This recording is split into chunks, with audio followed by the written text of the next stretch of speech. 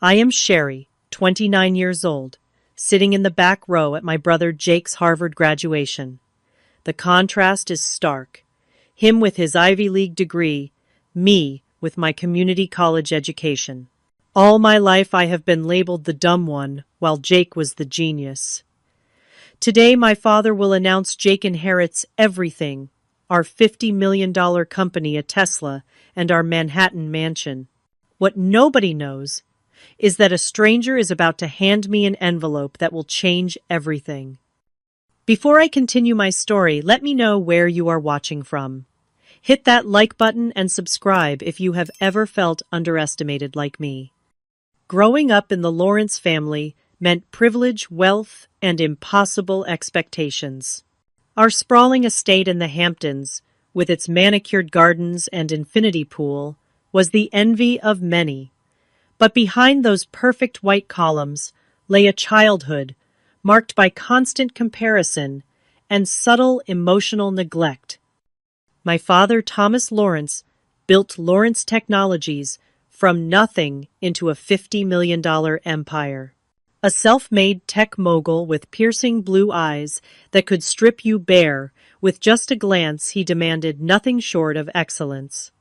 His success story was legendary in New York business circles. The son of a factory worker who coded his first software in a garage apartment, he turned his brilliant mind and relentless work ethic into a fortune. Every dinner conversation eventually circled back to business innovation and the legacy he was building. My mother, Eleanor, a former beauty queen who transitioned seamlessly into Manhattan high society, complemented his ambition with her obsession with appearances. Her days revolved around charity galas, social events, and maintaining our family image. Her perfect blonde hair and immaculate designer outfits were as much a part of her identity as her talent for networking with the right people. For Mother, perception was everything. Then there was Jake, my brother, 4 years younger than me, but treated like the crown prince from the moment he could talk. By age 3, he was completing puzzles meant for children twice his age. By 5, he was reading chapter books and solving math problems that left my parents beaming with pride. His intelligence was undeniable, and my parents never let me forget it. I was 8 when I first noticed the difference in how we were treated.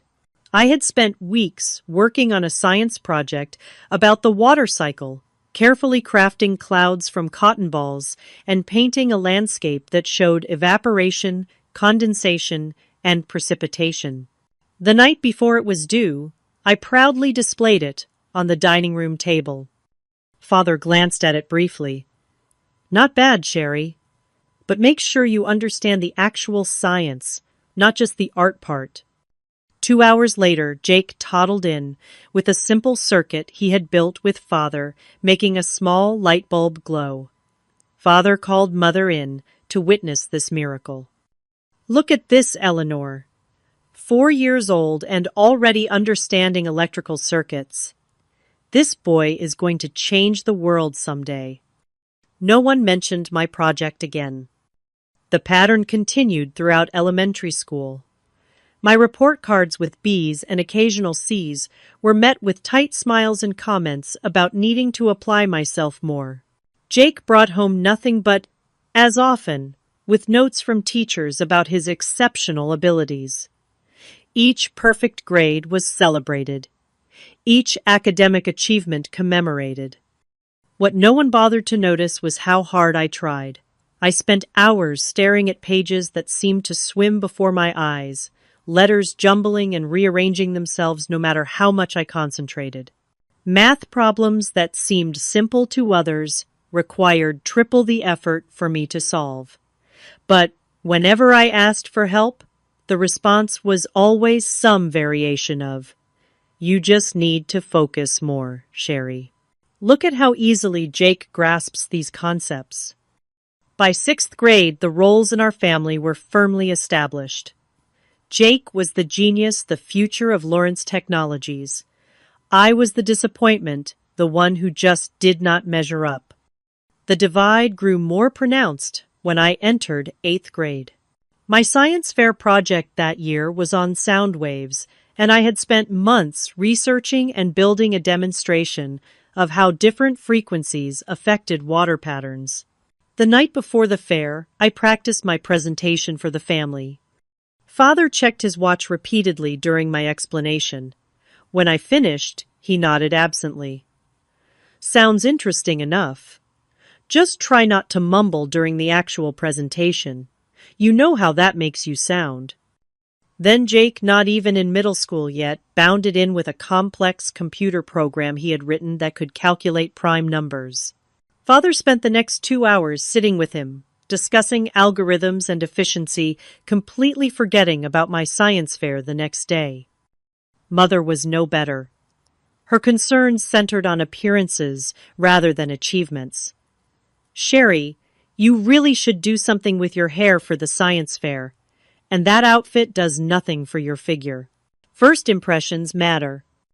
The only person who seemed to see me was Mrs. Wilson, our housekeeper. She had been with the family since before I was born, and her kind eyes missed nothing. That evening she found me crying in my room. "Your project is wonderful, Sherry," she said, sitting beside me on the bed. "Different kinds of intelligence are valuable in this world. Someday they will see that." I clung to those words through years of being overshadowed, through every dismissive comment and every celebration that centered on Jake while I stood in the background, smiling and applauding as expected. The Hamptons mansion became both my home and my prison. Its spacious rooms and expensive furnishings, a constant reminder of the privilege that should have made me happy, but instead left me feeling like an imposter in my own life. I retreated into books and art, finding worlds where I could escape the constant feeling of inadequacy. Every family photo told the same story. Father standing tall and proud, mother elegant and poised, Jake front and center with his awards or latest accomplishment, and me slightly to the side. The awkward addition who never quite fit the Lawrence success narrative. The weekends were the worst.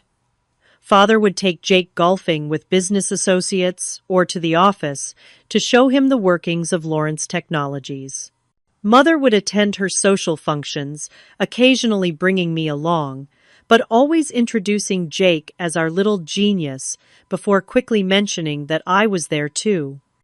By the time I reached high school, I had accepted my place in the family hierarchy, the quiet disappointment, the one who would never quite measure up to the Lawrence name. What I did not know then was that my struggle had a name and that my path would eventually lead me to a revelation that would shake our family to its core. But that understanding was still years away, buried under layers of self-doubt and the weight of never being quite good enough. High school intensified the disparities in how Jake and I were treated. While I struggled through regular classes, Jake was already taking advanced placement courses at just 13, having skipped 2 grades due to his exceptional abilities. My parents never tired of telling anyone who would listen about their prodigy son. I worked twice as hard as my classmates for half the results. Late nights bent over textbooks, weekends, sacrificed to studying rather than socializing, all to earn B's, and occasional 2 hazes, as that received nothing more than a passing nod from my parents. Meanwhile, Jake breezed through material years beyond his age level, earning perfect scores with seemingly little effort. The breaking point came during my sophomore year. I overheard a conversation that confirmed my worst fears about how my father viewed me. It was parent-teacher conference night, and I had forgotten my jacket in the classroom. As I approached to retrieve it, I heard my father speaking to my English teacher. "Sherry has always been the disappointment academically," he said, his voice carrying that familiar tone of resignation. "We have tried everything, but she simply does not have the Lawrence aptitude. At least we have Jake to carry on the family legacy." I froze outside the door, my heart shattering into 1,000 pieces. It was one thing to suspect how they felt, another entirely to hear it stated so plainly.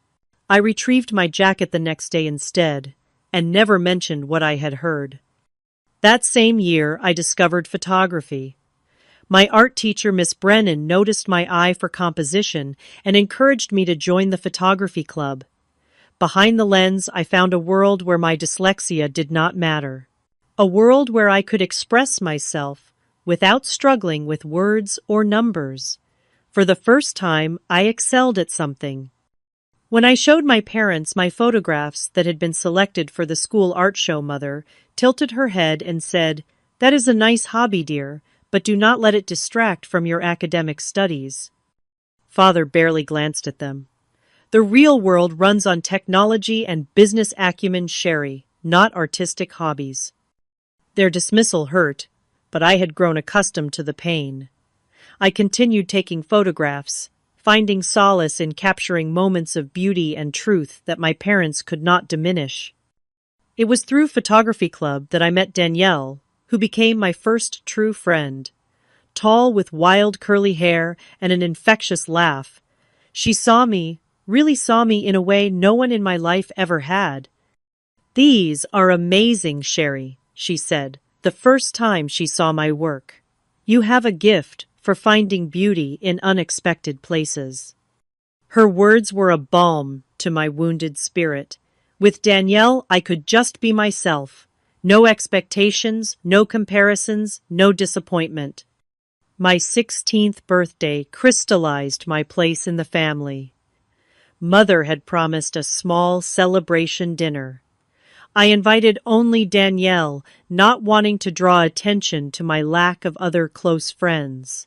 The day before Jake won a prestigious Youth Science Award, my parents immediately planned an elaborate celebration for him, coincidentally, on the same day as my birthday dinner. I sat at one end of our long dining table with Danielle, while 20 of my parents, friends, and business associates fawned over Jake at the other end. My birthday cake was brought out as an afterthought, most of the candles already melted into the frosting, because everyone was too busy listening to Jake explain his award-winning project. "Happy birthday, sweetie mother," said distractedly before turning back to Jake and his admirers. Later that night, Danielle hugged me tightly before leaving. "You deserve so much better, Sherry." It was during junior year that Miss Castillo, my school counselor, first suggested I might have a learning disability. She had noticed patterns in my academic struggles that seemed at odds with my obvious intelligence. "Have you ever been tested for dyslexia?" she asked during one of our meetings. When I brought up the possibility to my parents, they dismissed it immediately. "The Lawrence family does not have learning disabilities," Mother said firmly. "You simply need to apply yourself more diligently." Father was even more dismissive. "That is just an excuse for not working hard enough. If you put in the effort Jake does, you would see better results." Unwilling to let it go, I spoke with my English teacher, Mr. Diaz, who had shown me kindness and patience. Without telling my parents, he helped me develop strategies to work around what we both suspected was dyslexia. With his guidance, my grades improved slightly, though the improvement went largely unnoticed at home. The ultimate confirmation of my secondary status came when Jake, at just 16, received early acceptance to Harvard. My parents threw an extravagant party with over 100 guests. Father made a speech about the Lawrence legacy of excellence continuing into the next generation, while Mother wiped away proud tears. I stood in the background, the dutiful sister, smiling and congratulating Jake, while feeling increasingly invisible. My own high school graduation, 4 months later, was treated as a minor event. Father had an important business meeting that morning and arrived just as the ceremony was ending.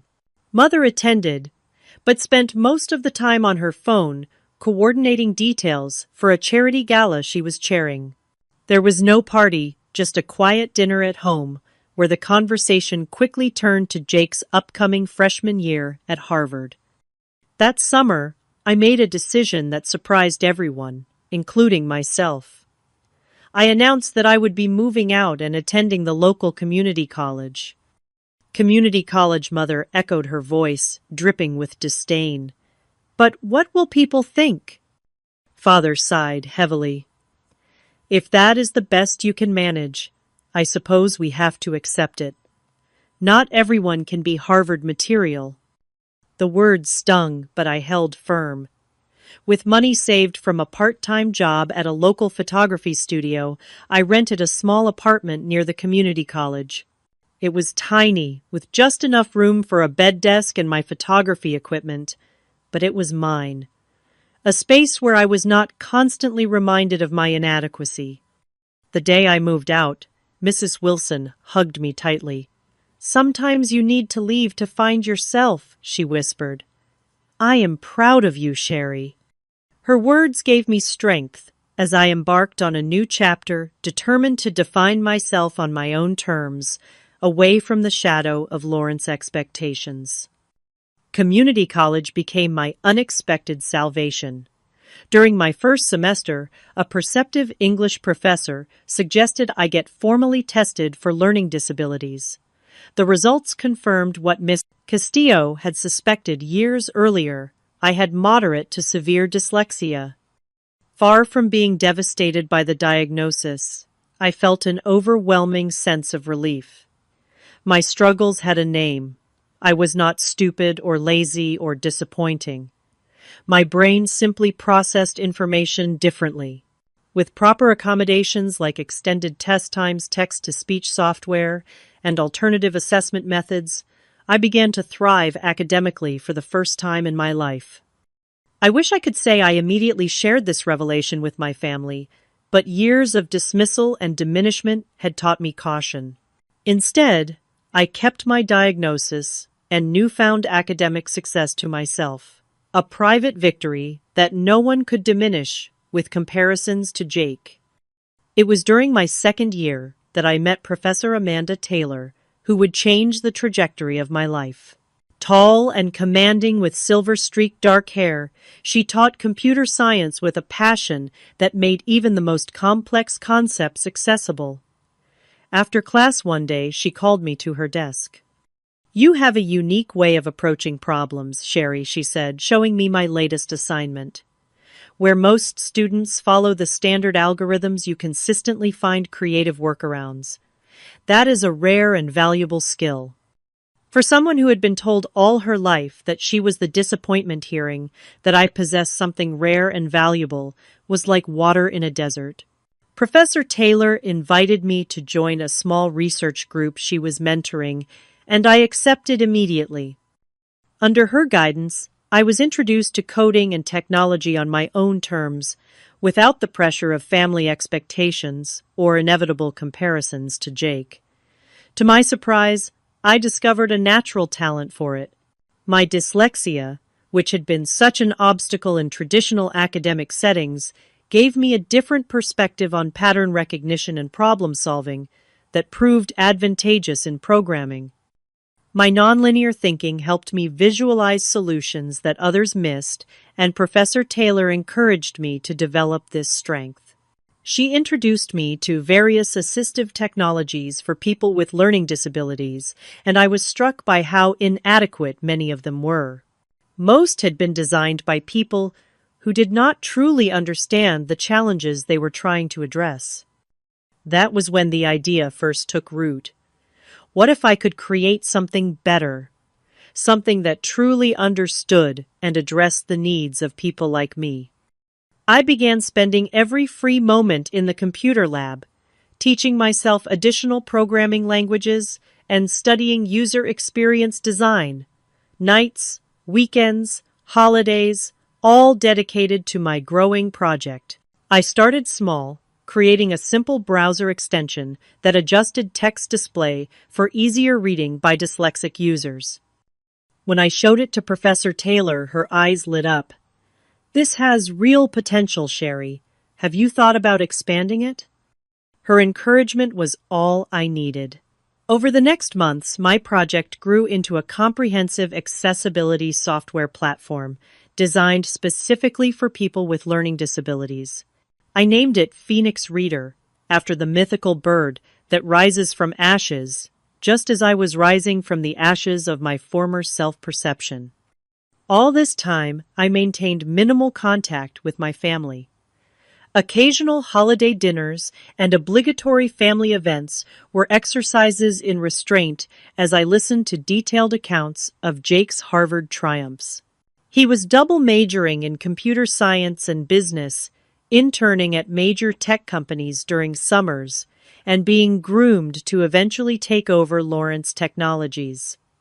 During one particularly painful Christmas dinner, Father presented Jake with a brand new Tesla. "This is just a taste of what awaits you once you graduate and join the company," he said proudly. My gift was a $200 gift card to a department store. The disparity might have crushed me once, but I was building something of my own now, something that gave me purpose beyond seeking parental approval. The turning point came at a small technology showcase organized by the community college.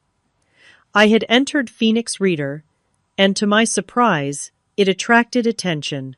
One attendee in particular, a tall man with kind eyes and a thoughtful demeanor, spent nearly an hour asking me detailed questions about the software, its capabilities, and my vision for its future. His name was Samuel Wright, and he introduced himself as a venture capitalist interested in accessibility technology. When he handed me his business card, I nearly dropped it. Wright Investments was one of the most respected VC firms in the tech industry, known for backing innovative startups that went on to become industry leaders. "Your software has tremendous potential," he said. "Would you be interested in discussing it further?" That meeting led to several more. Samuel became not just a potential investor, but a mentor guiding me through the complexities of turning my project into a viable business. Under his advisement, I kept developing the software while completing my associate degree. "I would love to introduce you to some potential investors," Samuel said, after reviewing my latest prototype. "But they will want to know who they are backing. Your story, your personal connection to this technology, is a powerful part of its appeal." I hesitated. The thought of putting myself forward, of potentially attracting attention that might get back to my family, made me deeply uncomfortable. I was not ready for that confrontation, for the inevitable dismissal of my achievement. "What if I used a pseudonym?" I suggested. "Just until the product is established enough to speak for itself." Samuel considered this. "It is unusual, but not unheard of. Some founders do prefer to remain anonymous initially. What did you have in mind?" "S.L. Turner," I said, after a moment of thought. Turner had been my maternal grandmother's maiden name, one of the few family connections I still cherished. "All right, S.L. Turner it is for now," Samuel agreed. "But eventually, you will need to step into the light." With Samuel's guidance, I prepared to present Phoenix Reader to a group of investors. The night before the presentation, I received a text from Jake, rare enough to be noteworthy. "Dad gave me the junior executive position at Lawrence Tech today. Wish you could have been there. Miss you." I stared at the message, a complex mix of emotions swirling through me. Part of me was happy for Jake, who had never been anything but kind to me, despite our parents' differential treatment. Another part ached with the familiar pain of exclusion. And a new part, one, growing stronger every day, whispered that soon, very soon, I would have achievements of my own to celebrate. The next day, my presentation to the investors was a resounding success. Phoenix Reader received seed funding of $1.5 million, enough to establish Phoenix Software as a legitimate startup and hire a small team of developers to help refine the product. Throughout this period, I maintained my anonymity as S.L. Turner, communicating with my team remotely and letting Samuel be the public face of the company when necessary. While my professional life flourished in secret family gatherings continued to be exercises in invisibility. Just before the official launch of Phoenix Reader, the software won a prestigious innovation award. The anonymous creator S.L. Turner became the subject of industry speculation. Who was this mysterious developer who had created such groundbreaking accessibility software? As I watched the coverage from my apartment, I felt a surge of validation. My work, born from my own struggles and perseverance, was being recognized on its own merits. No family name, no connections, just pure innovation and determination. The next time I saw my family at Thanksgiving, I sat quietly as Father and Jake discussed Lawrence Technologies' business strategies. Mother asked about my little photography hobby, having apparently forgotten that I had graduated with a degree in computer science. I am working on a project, I said vaguely. Something I believe in. Father nodded distractedly. That is nice, dear. Jake, tell us more about the new client acquisition strategy you are proposing. I smiled into my cranberry sauce, holding my secret close. Soon, very soon, they would not be able to dismiss me so easily. After securing initial funding, I formally established Phoenix Software LLC with myself as the sole proprietor operating under the pseudonym S.L. Turner. Samuel connected me with his network of tech industry contacts, many of whom were impressed by both the software and the mysterious founder narrative we had created. With money in the bank and a growing team of talented developers working remotely, Phoenix Reader evolved from a simple browser extension into a comprehensive suite of accessibility tools. We expanded beyond dyslexia to address multiple learning differences, creating customizable solutions that could adapt to individual needs. To maintain my anonymity, I set up a private office in a co-working space across town from my apartment. My team believed I was simply a private person who preferred to work independently, not realizing that S.L. Turner was hiding a much more personal story. Within 18 months of launch, Phoenix Software was no longer just a promising startup. Major educational institutions began adopting our platform, followed by corporate clients who recognized the value in making their systems more accessible. Revenue grew exponentially, and suddenly I found myself at the helm of a multi-million-dollar company that was changing lives. Each success email from users reinforced that I was on the right path.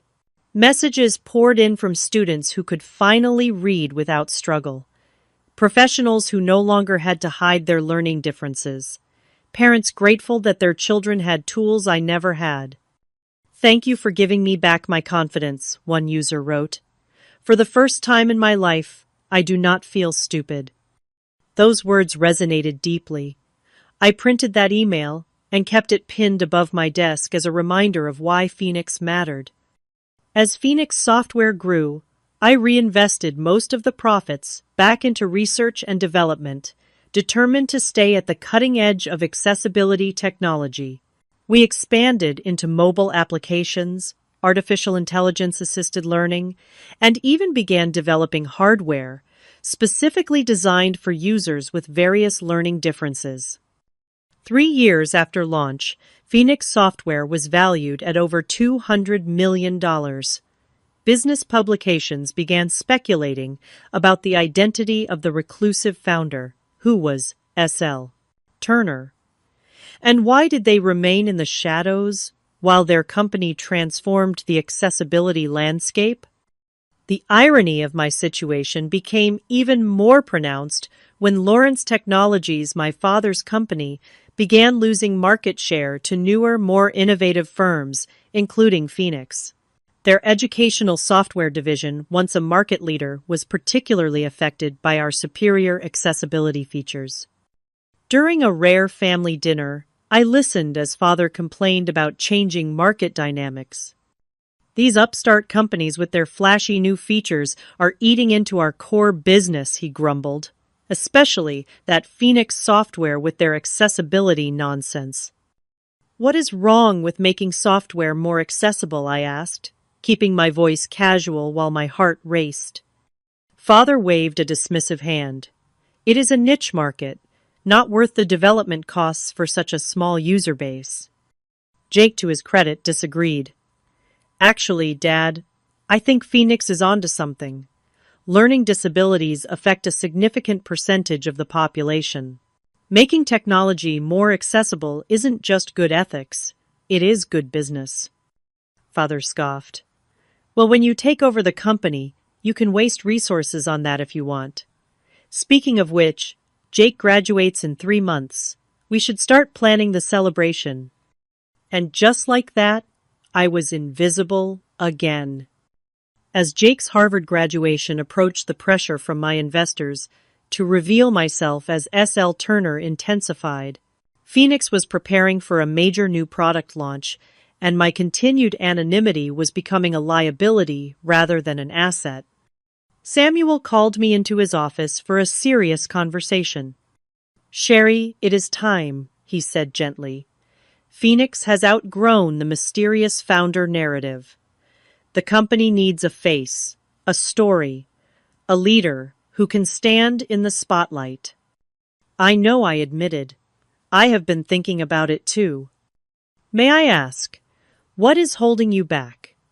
Is it just about privacy, or is there something more?" I hesitated, then decided to trust him with the full truth.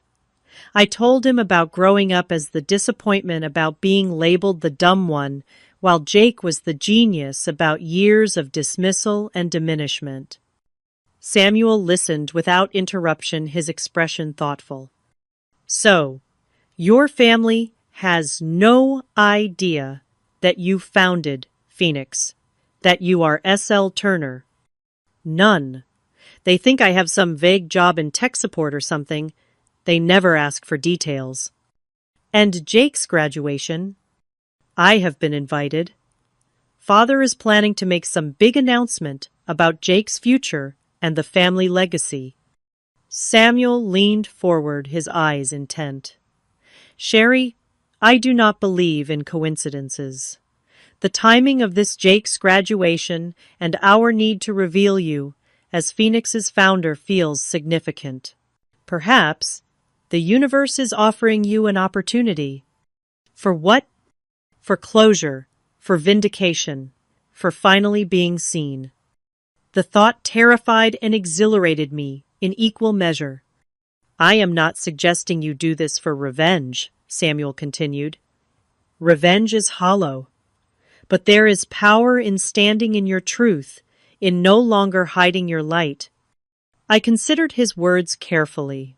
"What exactly are you suggesting?" Samuel smiled. "I have some ideas. But first I need to know if you are ready to tell the world and your family who you really are."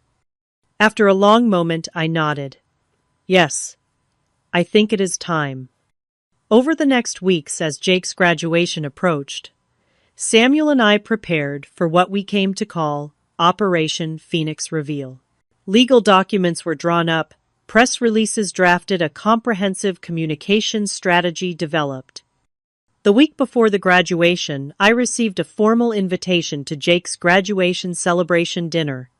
Father had rented out an entire upscale restaurant for the occasion. The invitation mentioned a special announcement regarding the future of Lawrence Technologies. "Perfect timing," Samuel said when I showed him. "Are you ready?" I took a deep breath, ready as I will ever be. The day before the graduation, Phoenix Software filed paperwork for a significant business move, one that would remain confidential until the following day. As I packed my bag for the trip to Cambridge, I found myself surprisingly calm. After years of hiding in shadows, of diminishing myself to avoid disapproval, I was finally ready to step into the light. Whatever happened next, I would face it as my authentic self, not as the disappointment or the invisible daughter, but as Sherry Lawrence, founder and CEO of Phoenix Software. Samuel prepared a special envelope containing documents that would change everything. His parting words stayed with me as I boarded my flight to Boston. Remember, Sherry, tomorrow is not about proving them wrong. It is about proving yourself right. Harvard Yard bloomed with promise on Jake's graduation day. Red and white flowers adorned the paths between historic buildings, and proud families gathered in clusters, snapping photos and sharing congratulations. I arrived alone, dressed in a simple but elegant navy blue dress that I had carefully selected for the occasion. This day would be memorable for reasons no one could anticipate. Spotting my parents near the entrance to the ceremony area, I took a deep breath and approached. Mother noticed me first, her practiced social smile shifting slightly as she assessed my appearance. "Sherry, you made it," she said, air kissing near my cheek. "That dress is actually quite flattering on you. Hides your problem areas nicely." Some things never changed. Father acknowledged me with a brief nod, before immediately returning to a conversation with one of Jake's professors about the latest technological innovations. I was used to this routine, the polite recognition followed by immediate dismissal. We found our seats for the ceremony, my parents in the reserved family section near the front, while I was seated several rows behind them. Even in seating arrangements, the hierarchy was clear. As I waited for the ceremony to begin, I overheard snippets of my parents' conversations with other prestigious families. "Our Jake is graduating summa cum laude, mother," informed another elegantly dressed woman. "He has already been offered executive positions at several major tech companies, but of course he will be joining Lawrence Technologies. The family legacy, you know." The woman nodded appreciatively. "And your daughter?" she asked, glancing back in my direction. Mother's smile tightened almost imperceptibly. "Sherry is finding her way. Not everyone has Jake's gifts." The familiar sting had lost much of its power. Today, it barely registered. The ceremony itself was predictably long, filled with speeches about bright futures and world-changing potential. When Jake's name was called, my parents stood and applauded enthusiastically. I clapped too, genuinely proud of my brother's accomplishment, despite everything else. Jake looked handsome in his cap and gown, his confident stride, as he crossed the stage, speaking to his comfort in this world of academic achievement. As he accepted his diploma, he scanned the audience, and finding me gave a small, private smile and nod. That brief acknowledgement meant more than he could know. After the ceremony, the Lawrence contingent moved to the Cambridge, an exclusive restaurant Father had reserved entirely for Jake's graduation celebration. Crystal chandeliers cast a warm glow over white linen tablecloths, and waitstaff moved efficiently between tables, pouring champagne for the 50 or so guests Father had deemed worthy of invitation. I was seated at a table near the back, far from the main family table where Jake sat, flanked by our parents and several important business associates. The seating chart was yet another reminder of my peripheral status in the family narrative. Midway through the meal, Father stood and tapped his glass for attention. The room gradually quieted as he prepared to make his announcement. Mother beamed at his side, while Jake looked somewhat uncomfortable, shifting slightly in his seat. "Today we celebrate not just an academic achievement, but a milestone in the Lawrence legacy," Father began, his voice carrying the authority of a man accustomed to commanding attention. 25 years ago, I founded Lawrence Technologies with a vision of transforming the digital landscape. Today, that vision has come to fruition in ways I could never have imagined. He paused, surveying the room with satisfaction. but every founder must consider the future. Who will carry the torch when I step aside? Who possesses the brilliance, the drive the Lawrence spirit needed to take our company to even greater heights? The question was rhetorical. Everyone knew what was coming. It gives me immense pride to announce that Jake will be joining Lawrence Technologies as Executive Vice President with a clear path to assuming the role of CEO within 5 years. Applause broke out around the room. Jake smiled modestly, though I noticed a certain tension around his eyes. Father raised his hand, indicating he had more to say. But that is not all. To ensure Jake has everything he needs to succeed, I am gifting him today the following 25% ownership of Lawrence Technologies, currently valued at approximately $50 million. Murmurs of appreciation rippled through the crowd. Additionally, Father continued a brand new Tesla Model S, fully customized to his specifications. More approving nods. And finally, our family property in Manhattan, recently appraised at $16 million, will be transferred to Jake's name upon my retirement. The announcement was met with enthusiastic applause. Mother dabbed at her eyes with a monogrammed handkerchief, the very picture of maternal pride. Almost as an afterthought, Father added, "And of course, Sherry will receive a modest trust fund to ensure her continued comfort." A few guests glanced in my direction, expressions ranging from pity to disinterest. I maintained a neutral expression, sipping my water and waiting. Father raised his glass in a toast.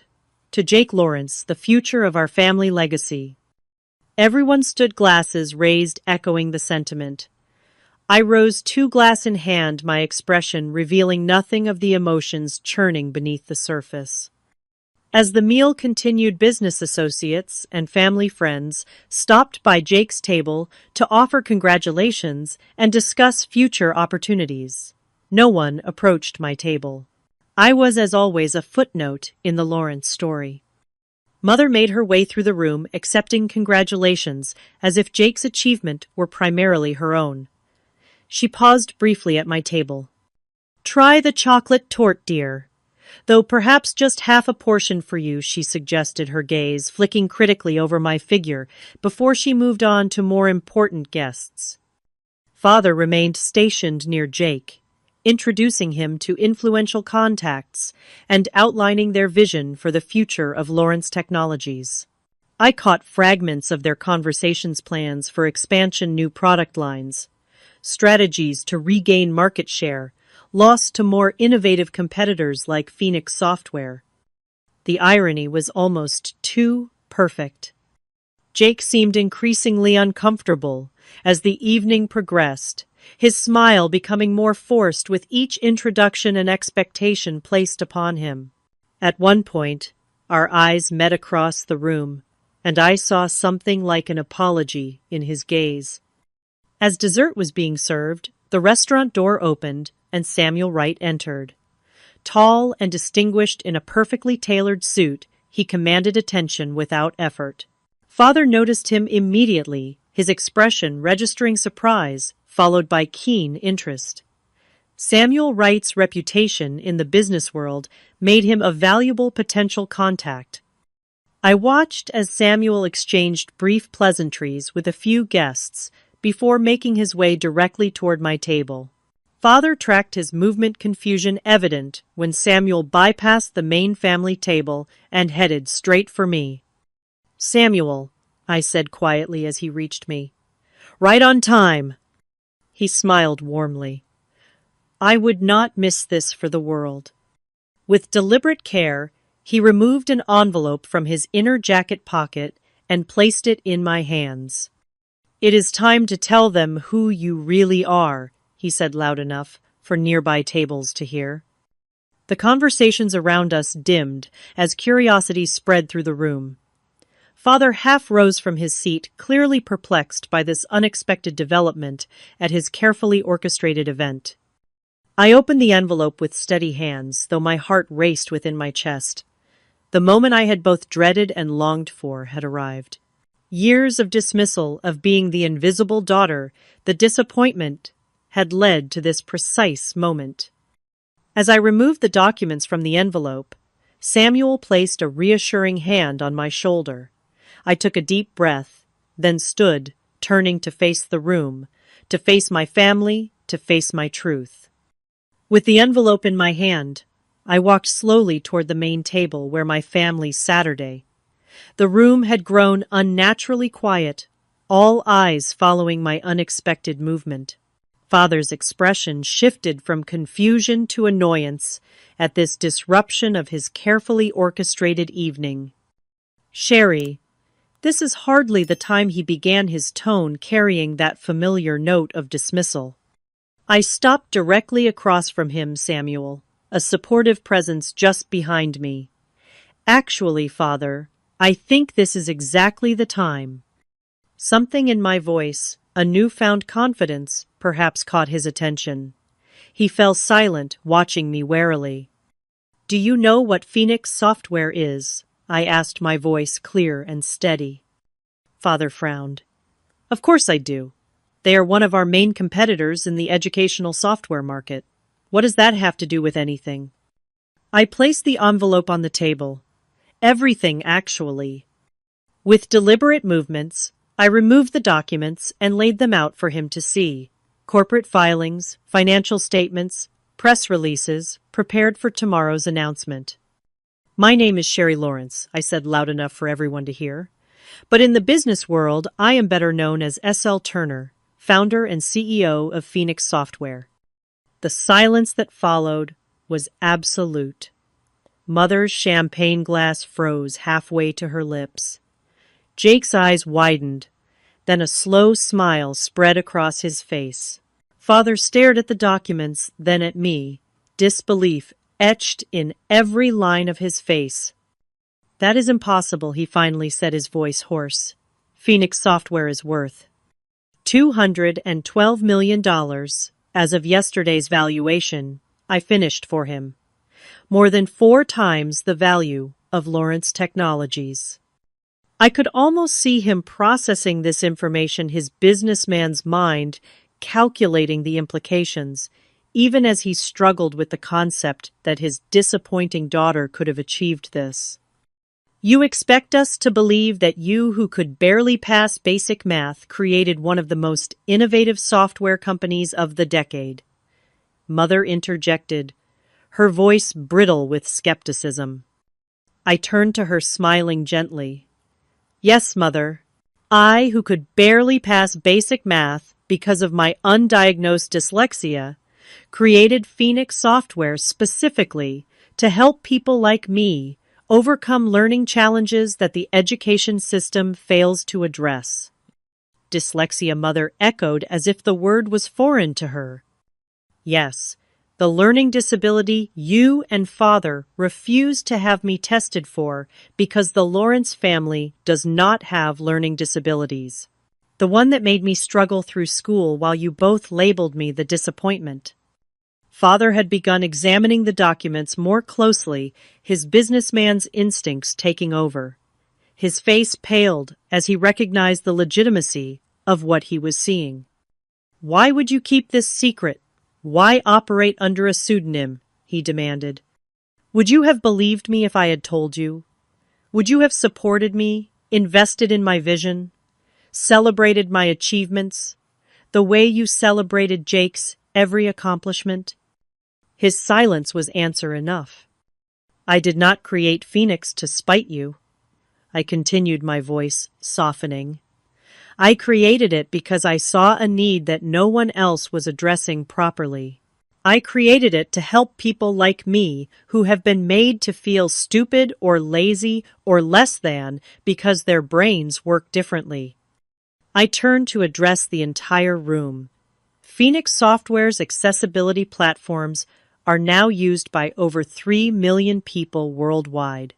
We have partnerships with 200 universities, 500 school districts, and over 1,000 corporations who recognize that accessibility is not just ethical, it is good business. One of Father's business associates spoke up. Lawrence Tech has been losing clients to Phoenix for the past 2 years. Their educational software division is struggling to compete. Father winced at this public acknowledgement of his company's vulnerability. I reached into the envelope and pulled out the final document, placing it directly in front of my father. This is why Samuel is here today. Father scanned the document, his face draining of all color. This is an acquisition offer. Yes, I confirmed. Phoenix Software is offering to acquire Lawrence Technologies for $60 million, a 20% premium on its current market valuation. The offer expires at noon tomorrow.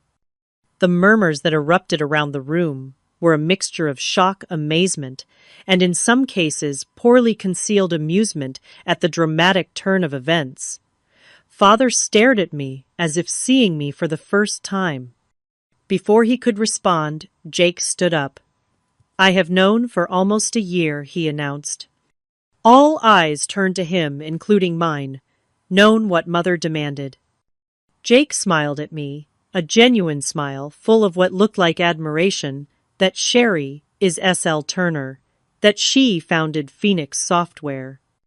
"You knew," Father sputtered. "And you did not tell us." Jake shrugged. "It was not my secret to tell. Besides, would you have believed me?" Father looked between us, clearly struggling to process this reversal of the family dynamic he had established and maintained for decades. "I always knew Sherry was brilliant," Jake continued. "Just not in the ways you valued. While you were pressuring me to be the Lawrence legacy, she was out there building something remarkable on her own terms." I felt a rush of gratitude toward my brother. Despite everything, despite the preferential treatment and uneven expectations he had seen me, Father finally found his voice again. "Why reveal all this now? Why here?" I met his gaze steadily. "Because for 29 years, I have been the invisible daughter. The disappointment. The one who would never measure up to the Lawrence name. Today you plan to publicly cement that family narrative by giving Jake everything while dismissing me with a modest trust fund as if I were an obligation rather than your child." I took a deep breath. "I did not come here for revenge or to humiliate you. I came because it is time for the truth. Time for you to see who I really am, not who you assumed I was." Mother had begun to cry quietly, whether from shock embarrassment or some belated recognition of her failure I could not tell. Father looked down at the acquisition offer, then back at me. His expression had changed from disbelief to something more complex. I saw shock there still, but also calculation, and perhaps, just perhaps, a glimmer of respect. One of his business associates leaned over to whisper something, and Father nodded slowly. He straightened his shoulders. Businessman mode fully engaged now. "I think we should discuss this privately, Sherry," he said, his tone formal. "We will," I agreed. "Tomorrow at my office. Tonight is still Jake's celebration, and I have no intention of taking that from him." I turned to Jake. "Congratulations on your graduation. It is a significant achievement, and you should be proud."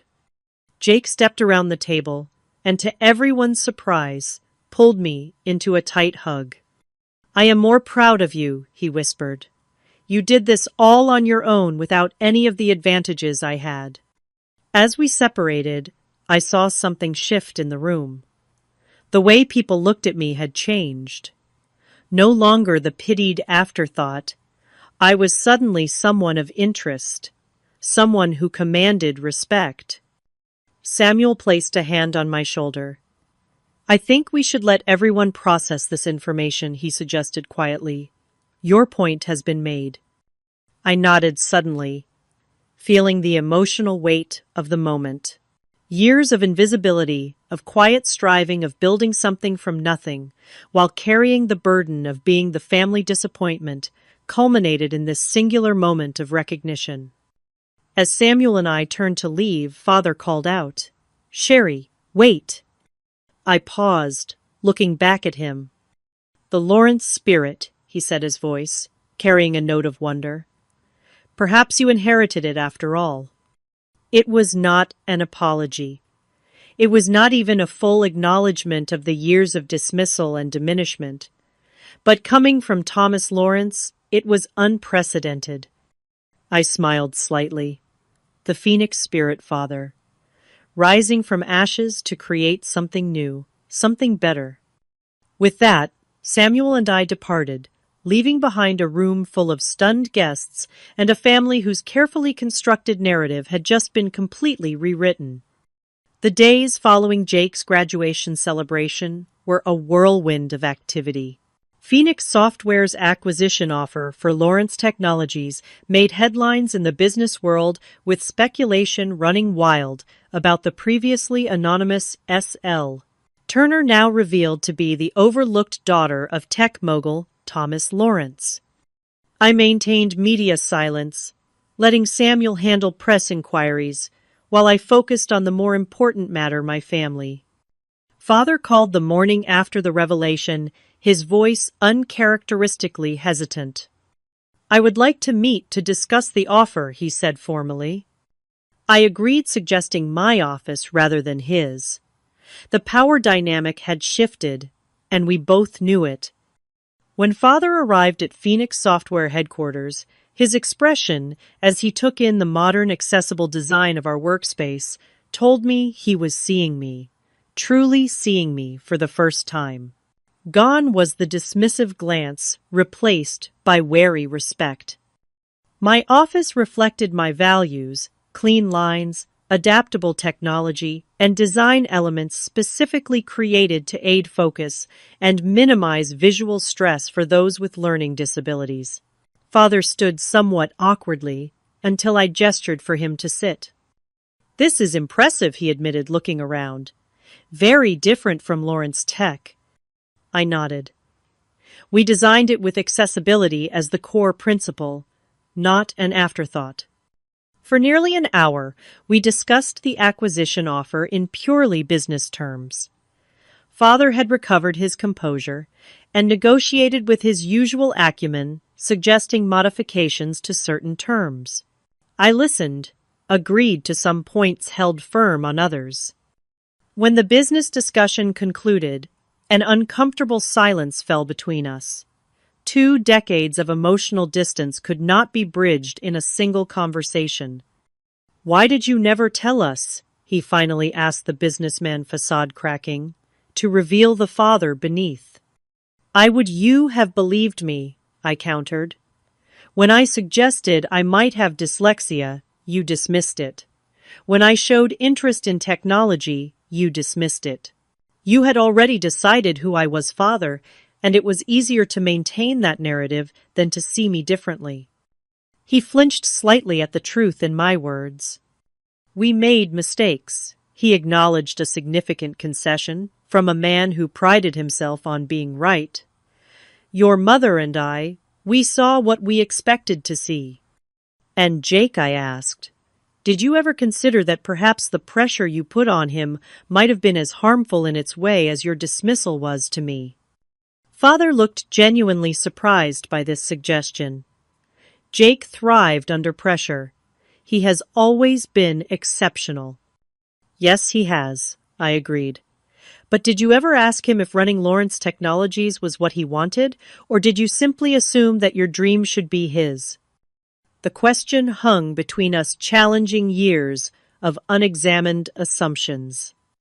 Our conversation ended without resolution, but it was a beginning.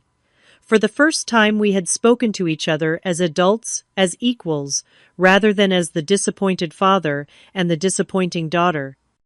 Later that week, Jake came to see me at my apartment. I had expected awkwardness, perhaps resentment, at my dramatic entrance into his graduation celebration. Instead, he hugged me tightly, the moment I opened the door. "That was the most amazing thing I have ever seen," he said, grinning widely. "You should have seen Dad's face when you put down those documents." We laughed together, releasing years of tension. Over coffee, Jake confessed something I had long suspected. "I never wanted to run Lawrence Technologies," he admitted. "I went along with it because it seemed to make Dad happy, and because, well, it was the path of least resistance." "What do you really want to do?" I asked. His eyes lit up. "Medical research, actually. I have been fascinated by genetic therapies since sophomore year, but I never told Dad. He had my whole life planned out since I was 5. I reached across the table and squeezed his hand. "It is never too late to change direction, Jake." "Is that what the Phoenix is about? Rising from the ashes, becoming something new?" I smiled. "Exactly." Our conversation turned to childhood memories re-examined now through adult eyes. Jake confessed that he had often felt guilty about the differential treatment, but as a child had not known how to address it. "I was given everything while you were given nothing," he said quietly. "I knew it was not fair, but I did not know how to fix it." "It was not your responsibility to fix it," I assured him. "We were both children caught in roles our parents assigned us." As we parted, Jake hugged me again. "I am proud to be your brother Sherry. Always have been." His words healed something deep within me that I had not realized was still wounded. Mother was the most difficult. When she finally reached out, it was with a terse text message. "We should talk." We met at a neutral location, a quiet tea room downtown. Mother arrived impeccably dressed, as always, but there was a new fragility to her perfectly maintained facade. "You humiliated us," were her first words spoken in a harsh whisper. "Everyone is talking." I sipped my tea calmly. "I revealed the truth, Mother. There is a difference." She flinched. "My entire social circle knows that we dismissed our daughter who turned out to be a secret tech mogul. Do you have any idea what that feels like?" "Almost as bad as being told you are a disappointment your entire life," I suggested gently. Mother fell silent, her perfectly manicured hands fidgeting with her napkin. "We did what we thought was best for you," she finally said. "We did not know about the dyslexia." "You did not try to know," I corrected. "You had decided who I was, and anything that contradicted that narrative was ignored." Tears welled in her eyes, something I had rarely seen outside of carefully choreographed social moments. "I do not know how to be your mother now," she admitted the raw honesty, surprising us both. I reached across the table, offering my hand. "Perhaps we could start by getting to know each other, as we actually are not as who you thought I should be." After a moment's hesitation, she placed her hand in mine. It was a small gesture, but significant. In the weeks that followed, the acquisition was finalized. Phoenix Software acquired Lawrence Technologies for $62 million, with provisions to maintain employment for all current staff. Father accepted a position on the board of directors, bringing his experience, while acknowledging the new leadership. My first act was to establish the Lawrence Phoenix Foundation, dedicated to identifying and supporting students with learning disabilities.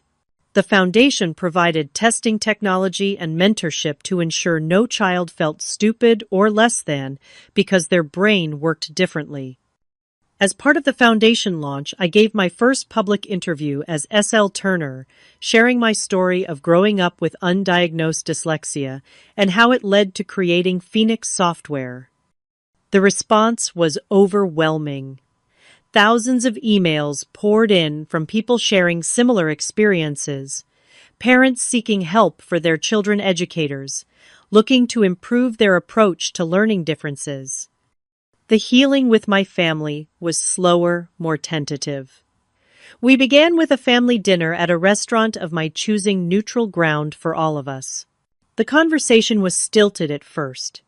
years of established patterns difficult to break. But gradually, something new emerged. Father asked about my business strategies with genuine interest. Mother mentioned a charity focused on learning disabilities that she thought might partner with the foundation. Jake talked excitedly about a medical research program he was applying to with my full support. We were finding our way toward a new family dynamic one, based on who we actually were rather than who we had been expected to be. At one particularly meaningful dinner, about 6 months after the revelation, Father raised his glass in a toast. "To Sherry," he said, his voice carrying an unfamiliar note of humility, "who taught us all that there are many forms of intelligence and many paths to success." Mother added, "And to forgiveness which we do not deserve, but are grateful for." Jake finished, "And to the phoenix who rises from ashes to create something new and beautiful." As we clinked glasses, I felt a sense of peace that had eluded me for most of my life. The journey had been long and painful, but necessary. I had not only built a successful company, but had finally broken free of the limitations others had placed upon me. My story was never about revenge or proving my worth to those who had dismissed me. It was about discovering my own value, regardless of external validation, about creating something meaningful from my struggles, about transforming pain into purpose. In the end, perhaps the most valuable lesson was this: true success is not measured by wealth or status or others' approval, but by the courage to become fully yourself, especially when others cannot see your potential.